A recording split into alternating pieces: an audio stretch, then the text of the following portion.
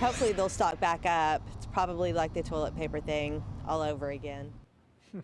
No, your eyes are not deceiving you. Their cold medicine is the new shortage.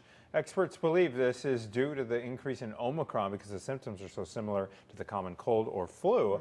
Others are just stocking up in case they do get infected, leading to major shortages across the country. Americans spent a record $204 billion during the holiday season this past year, and a lot of those Christmas gifts, they probably cost you a lot more than they would normally. Inflation surged 7% in December. That is the highest rate in 40 years. Let's talk more about this. We have Fox business analyst Phil Flynn with us. Thanks for being here, Phil. It's great to be here with bad news about prices. No doubt. Everybody that's watching is shocked. I didn't know prices were going up till we got this report from the government today. Of course they did. I'm right? glad. Is this a shock to anybody? No, of course it's not a shock, but I guess seeing the actual number probably did shock a lot, especially a lot of people who are economists thinking, oh, wow, this is bad. I mean, when you talk about we haven't seen this since the 80s, put it in perspective for us. You know, I think that economists are watching. The Federal Reserve, of course, has already signaled that they're concerned about inflation. It's one of the reasons why some economists believe that they could raise interest rates 4 or 5 times this year to try to slow things down.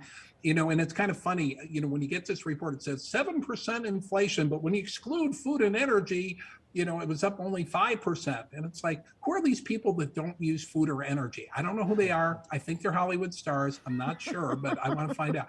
But yeah, listen, I mean, the inflation situation is real. And the sad part is, I don't think it's going away anytime soon.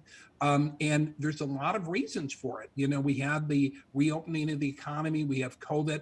But part of it has been stimulus by the government to keep the economy going. They fed a lot of money into the economy, they printed a lot of money, and that creates inflation. And now we're going to have to do something to reverse that. And the toughest thing the Federal Reserve is going to have to do is try to slow down inflation without putting the economy in a recession. It's called the soft landing. If the Fed can pull that off, you know, then I would ask them for lottery numbers next week. Oh, okay. Now, in terms of the soft landing you just mentioned, what is the time frame on kind of bringing things down if they are able to kind of pull that off? Well, over the next year, they expect to raise interest rates by 4 to 5 times. The Fed says 4.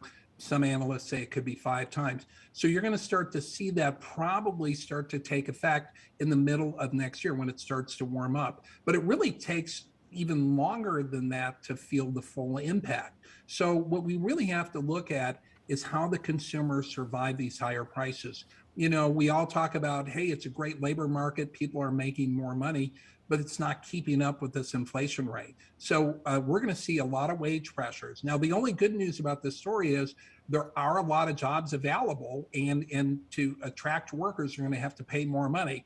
But the way things are going in inflation, they're going to have to pay them a lot of money just to keep up, you know, with 7% increases year over year. Yeah, we see behind you, you've got the gas price sign there. We've all felt it with gas. We've all talked about it with, you know, trying to buy a car, things like this. But this has been spreading further. It's hitting now the food we're eating, the takeout you get, even the rent people are paying, right? I mean, it's going across large swaths of our economy now. Across the board, you know, you're talking rent, you're talking apparel, you're talking used cars, new cars.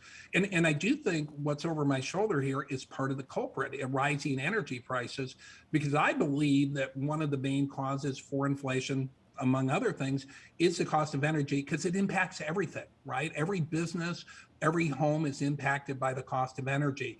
And I do think the Biden administration is going to have to make some changes on their anti-fossil fuel policies, because the lack of investment in oil and gas has really helped drive prices higher. And people are afraid to invest in oil and gas because everybody's telling us we're not going to be using it in a few years. That's going to only drive prices higher. And as much as we are going to make an energy transition, you can't do it this way on the backs of hardworking Americans. And I'm afraid that's what's happening right now. Yeah, we need some relief here. Phil Flynn with the perspective. We appreciate your time as always, sir. Thank you.